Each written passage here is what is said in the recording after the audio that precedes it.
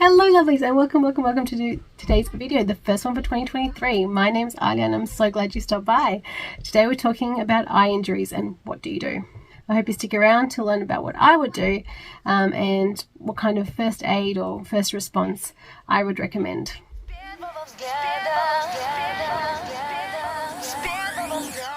Wow, what a topic to start the year on, eye injuries. Now with kids at home over this holiday season, I'm sure that things have definitely come up.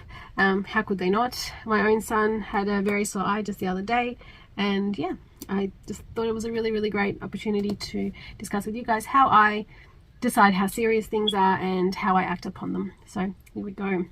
When we talk about eye injuries, we can be referring to anything from shampoo or soap in the eye and a bit of a red eye, things like an infection, conjunctivitis, or we could be really discussing something quite sinister or something that can be threatening to the sight, and there's a whole range of things in between. So I've kind of sort of very roughly put it into three categories. The first one is foreign bodies. So we're talking about a bit of dust in the eye, could be a pathogen in the eye as well, could be say a bacterial conjunctivitis or viral conjunctivitis or allergy or things like that. It's very hard to know when a child, for example, comes up to you randomly with a red eye and says, "Mummy, my eye hurts," or even an adult says, "Oh, I feel like something in my eye," and you look at them and it's bright red. How do you know what caused that? So that's number one. My go-to with any red eye is to straight away figure out a bit of history. How long has it been sore for? Did it just randomly start hurting? Have you been rubbing it? Did something just fly into the eye? I straight away start to think, has there been any wind or any possibility of something getting in there? What has that person been doing? Have they been swimming? Have they recently been unwell? Did they do some drinking last night? All those type of variables I straight away try and figure out about the person in front of me. With kids, it's often just dirty fingers in the eye. That's usually what does it. But you can never just assume. Now, because you don't initially know the cause, it's impossible, even with really good questioning or even with having witnessed them rub their eye and then, 5 minutes later go, "Oh, it hurts." Well, yeah, you shouldn't have been rubbing it, type of thing. You still need to act on it, right? So I like to tip the head back, and I'm pretty sure that most ambulances will still recommend this as a first aid go-to. So tip the head right back and maybe place like a flannel or a towel or something like that on the shoulder. But yeah, head back, side to side, up and down. Make sure that there's no injury. Make sure there's no pain on movement, things like that. If it's really painful to move, it's likely to be something stuck on the eye. Whereas if it's okay to move, but let's say it's okay to move the eye, but not that nice to blink the eye, then you know that it's probably a bit of an abrasion or a bit of a rub on the actual cornea. So we've got this towel, we've got our head back, the eye movements, we've established we can do them or we can't. Either way, if there's no gaping wound, there's no cut on the eye, there's no obvious, injury to the lid or to the eye itself that you can see, grab some balanced salt solution. It's BSS usually. Most first aid kits have to have them. If you don't have balanced salt solution, you can use saline. A lot of households will have a bottle of saline. Failing that, always get some boiled water, add some salt. It's probably about a 1 to 10 ratio, or maybe even less, maybe like a teaspoon to a cup of boiled water. And you would want it to be cooled in order to use it. So it's always good to have something like that on hand, but if you don't have that, bottled water, or at least while you're waiting for the saline to cool, bottled water is also a really good go-to. The idea is that you don't want to use tap water because tap water has particles in it, your taps might have rust in it, and you might actually do more damage or introduce something even worse to the eye in the process of trying to clean it. So at least the bottled water has been sort of cleaned. Now make sure that depending what country you're in, bottled water here in Australia is just water, but there are countries that sell bottled water with salt and sugar added to them. Ridiculous, I know, but it's the case. Just make sure you know what you're pouring into someone's eye. But if you've got absolutely nothing on hand, listen, I would do it with a hose if I had to get something out of someone's eye, because the reality is you don't want to leave it in there causing any further damage or, God forbid, an infection or anything like that. So yes, irrigate. Obviously, the more sterile or the more sensible what you're irrigating with is, the more successful you're going to be, but you can even use eye drops to irrigate. Really, it's just the idea is to keep the eye moist, keep whatever scratching it soft, and eventually flush it out. If you see a red eye, you'll have to look at the discharge. If there's a lot of pussing and things like that, don't hesitate. Start with a eye drop with antibacterial components, so like an antibiotic or some sort of a cleansing eye drop. Again, depending what country you're in, there's going to be different products on the market. Here is Chlorzic all the way if you're not allergic to it. So we always start with irrigation, and then we can always introduce an antibiotic or some kind of cleansing eye drop. It doesn't hurt, honestly. If you use it once or twice, or if you use it for a day, it's not going to do damage to your eye at all. These things are usually very, very low dose because they're going on the eye. They're usually available over the counter. And if you don't have anything like that, you can also continue to irrigate for 24 hours. If symptoms continue, or if you're worried about an infection, you can just repeat the process a few more times. If you're worried about anything, or there's kind of blurred vision or anything like that, definitely go see somebody, an eye professional, about it. But usually these things are limiting and they will tend to go away by themselves.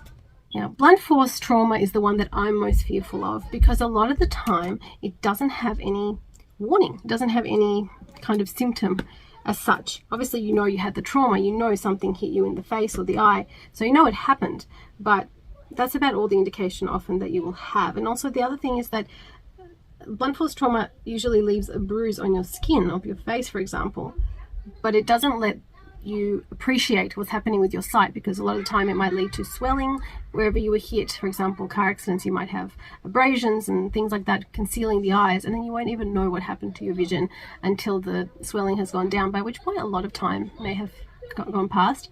So it's really important to somehow make sure that the sight's intact when you've had a blunt force injury. Now, let's say it's just a kid fell over and hit his head type of blunt force injury. These things are much more common, or maybe some sort of sporting incident. My go-to is, everyone's got a torch on their phone these days. Just shine the torch into the eye. If the eye is responding to light and the person kind of can appreciate that light's really, really bright, you're probably okay. Probably want to do just a, can you see my fingers? How many fingers am I holding up? Things might be blurry because of the swelling and pain and things like that, but they should be able to answer at least that much. At least initially, you can rule out that there's no emergency situation. But I would highly recommend that in an hour, in 3 hours, at the end of the day, the next morning, constant monitoring and checking that the vision is intact. Because if there's any changes, there may be some severe injury to the retina. Because what happens is the eye is a bit like a pond. Anything that happens at the front, it kind of just ricochets and has that rippling effect to the back of the eye, which can then be severely and permanently damaging. So it's always a good idea when you've had a severe blunt force injury just to get it checked out. It doesn't have to be anything serious. It doesn't have to be a full-on in-depth eye exam in an emergency room, but it does need to be examined for sure. At least I would definitely take that path. And that way you know that you've covered all bases. At least you know you haven't been neglectful to your eye health. Unfortunately, a lot of the time when there's injury, of course, the head does take preference to the eyes. You don't want a brain injury, for example, that you were ignoring because you're busy checking the eyes. But everything needs to be checked, and that's why something simple like, count fingers, asking lots of questions, making the person pay attention to the quality of their sight can be very, very important for you to learn what's actually going on with their health there. If at any point the injured person starts seeing flashes of light or lots of crawling ants or webbing, anything like that, that can be signs of some retinal or maybe even just jelly detachment in the eye, but that can make the matter a little bit more urgent for the attention of an ophthalmologist, or at least an optician, anyone that can have a really good look at the back of the eye, because oftentimes that's where the information is going to be. That's where you're going to see bleeding, splitting and all that sort of stuff. Often the general practitioner won't have the right instrumentation to be able to have a good view, so it does need to be someone with ocular training to do that sort of exam. Yeah, so it can be a bit tricky with eyes, but a lot of the time simple things can give you an indication of how serious things are. Now, the last one, which is probably the trickiest for me, is if you do see bleeding. So the first example I was saying to you, the eye is sore or there's some sort of an injury, something feels foreign to the eye, whether it's a sensation or there's actually something in it, but there's an actual scratch so that you can actually see bleeding, or you can see an active hole of some sort, or maybe some sort of a distortion on the cornea. Sometimes you can see that with the naked eye. Use a bright light always. Don't be shy to shine your phone torch in someone's eye. Just, tell them to look away so that you can have a look. That's perfectly fine. It's necessary. It won't send them blind for longer than a few seconds, but it will give you all this important information about the condition of their eye. So you do see an active bleed or you do see a hole, what do you do? Now for me, you still irrigate, because whatever you do, you're keeping the eye moist and you're keeping the blood out, because blood stings like crazy. If it's the actual eyelid, you can potentially put pressure on it, but the scary thing there is whatever cut the lid might still be in the eye, and by putting pressure you might actually penetrate the eye. So you want to be very careful with that. You might want to just put a very, very localized amount of pressure. So let's say it's the actual eyelid, just literally maybe just put a bandage there rather than actually holding your hand to the area, for that reason that you might accidentally push something into the eyeball, or push something in further, or do further damage, or introduce an infection, that sort of thing. You might just be better off putting a pedestrian or band-aid in the area just to stop anything from getting in, rather than actually putting pressure until a professional can look at it, unless it's really obviously away from the eye. But yeah, you want to clean the area. You want to get some balanced salt solution on there. You want to get that area clean. A lot of the time there is betadine in a first aid kit. You can definitely use it on the skin. I would be very wary about using it on the eye. It's perfectly safe to do so as long as there's no allergy, but it can sting like crazy, and that can make things even more difficult to understand what's really going on. But if you're certain that there's nothing in the eye, there's nothing that's going to scratch or cause any further damage, I would really encourage bandaging a scratch. The reason is that the more the eye moves, and you can't help it, like you always look to where you hear sound and things like that, you're going to cause scratches that way. So by just putting a bit of tape, or even, like I said, a pedestrian band-aid that might be just hanging out in your wallet or in your glove box, by putting that over the eye, it just stops it from moving as much and can stop it from injuring more injury.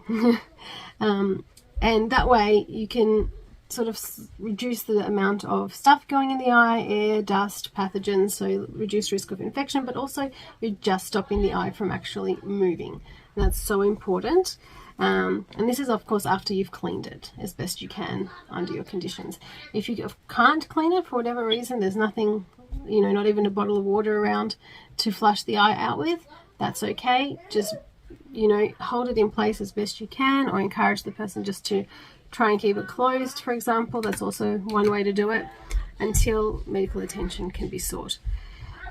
With a lot of things like styes or inflammation to the lids that can happen, once you have confirmed that there's nothing going on and all you want to do is just reduce the inflammation, one of my really fun home hacks is chamomile tea, or just chamomile oil diluted in cooled boiled water is fine. What that does is it reduces inflammation, and it can actually somehow sort of, this is very visual, but suck out any kind of pathogen, especially if there's a stye. That the heat of the tea and also the beautiful antioxidant properties can really help to reduce that inflammation and help the stye go down. I would use a cotton bud to apply it, and it needs to be warm enough where you can feel the warmth, the warm sensation, but without it being at all painful or burning whatsoever. So lukewarm. The same thing goes for lavender oil, or lavender infused tea is fine. It needs to be quite dilute. We're talking about like 1 drop of a very good cold distilled oil to a cup of boiled cooled water. So you don't need a lot, and a little bit goes a really, really long way, and you just want to repeat it frequently. So let's say you have a stye, you want to maybe do 3 eye baths throughout your day for about 5-10 minutes. It doesn't take a lot to get a lot of that inflammation down. If the stye doesn't go away, if the sensation doesn't go away, if irrigation doesn't improve things, or if new symptoms occur, I really, really don't want you guys to think that you can deal with this at home. You need to call an ambulance, you need to show up at an emergency room or the local optician, or at least your doctor, so that they can better judge the situation. They won't be able to do anything really, but they'll be able to at least give you first aid and refer you on to the right place. Again, it just depends on where you are. But yeah, cleaning the eye is the most important, and then of course stopping anything new from getting in there or any further injury happening. That's what you gotta do. Thank you for watching this video, first one for 2023. There's been a lot going on. Kids are at home.